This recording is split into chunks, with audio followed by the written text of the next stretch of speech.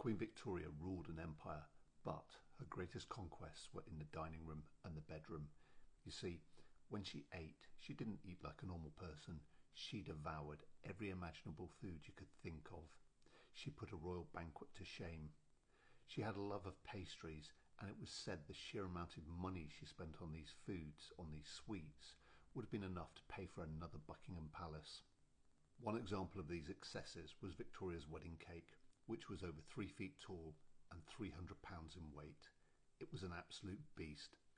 It was also a metaphor for Victoria's later life, when she gained a huge amount of weight. And speaking of indulgence, Elizabeth adored her husband Prince Albert. When she wasn't piling food onto her plate, she was keeping the royal bedchambers very, very warm. Now here's the strange part. Victoria hated being pregnant. When she was pregnant, she compared herself to looking like a cow. She also said babies were incredibly ugly, and complained that the act of being pregnant interfered with her physical intimacy with Albert. Given that she had 9 children during her life, it's fair to say that she lived between states of extreme frustration and exhaustion. So the next time anyone mentions Victorian values, remember this: passion and overindulgence were very much on the menu.